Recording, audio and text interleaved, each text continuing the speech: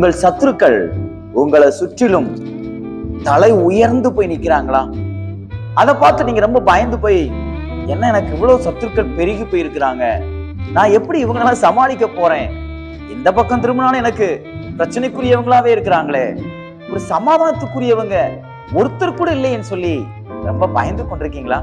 இன்னைக்கு கர்த்தர் உங்களோட பேசுகிறார். உபாகமத்தின் புத்தகம் 33ஆம் அதிகாரம் 29வது வசனத்திலேயே கடைசி பகுதி இப்படியாக சொல்லுகிறது, உன் சத்துருக்கள் உனக்கு இச்சகம் பேசி அடங்குவார்கள்.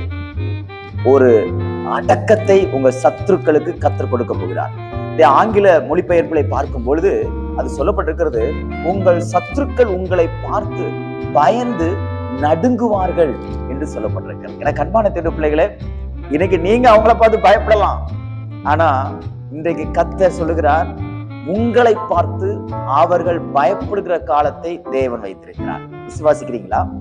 கோலியாத்தை பார்த்து இஸ்ரவேல் பட்டாளமே, மிலிட்டரியே பயந்து போய், இன்க்ளூடிங் அவர் ராஜா கூட, சவுல் கூட பயந்து போய் இருந்தார். அது ரொம்ப நாள் நீடிக்கல.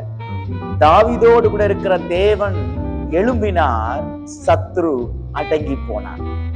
தாவீதோடு இருந்த தேவன் எழும்பினார், கோலியாத் மடங்கடிக்கப்பட்டு விட்டான். தாவீதோடு கூட இருந்த தேவன் எழும்பி யுத்தம் செய்ய ஆரம்பித்தார். தாவீதோடு கூட இருந்த தேவன் அந்த சத்துருக்களை எல்லாம் அடங்க மட்டுமல்ல, பயப்படுகிற ஒரு பயத்தை தேவன் ஏற்படுத்தி கொடுத்தார். எனக்கு அன்பான தேவ பிள்ளைகளே, இதே காரியத்தை இன்றைக்கு தேவன் உங்களுக்கு செய்வார். விசுவாசிக்கிறீங்களா? உங்க சத்துருக்கள் மலை போல இருக்கலாம், வெள்ளம் போல இருக்கலாம், முன்னாடி இருக்கலாம், பின்னாடி இருக்கலாம், உங்க தெருவுல இருக்கலாம், உங்க ஊர்ல இருக்கலாம், நீங்க வேலை பார்க்கிற இடத்துல இருக்கலாம், நீங்க படிக்கிற இடத்துல இருக்கலாம், எங்க இருந்தாலும் சரி பயப்படாதீங்க. காரணம், தேவன் உங்களோட இருக்கிறார். அவர்கள் உங்களை பார்த்து பயப்பட போறாங்க.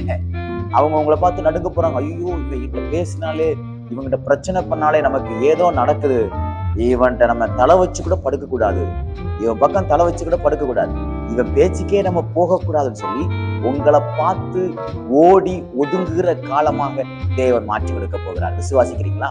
யாரெல்லாம் உங்களை பார்த்து எள்ளி நகையாடினாங்களோ, யாரெல்லாம் உங்களை பார்த்து ரொம்ப கேவலமா பேசினார்களோ, அவரெல்லாம் பயந்து ஒதுங்குகிற காலத்தை தேவன் இன்றைக்கு ஏற்படுத்தி கொடுப்பாராக.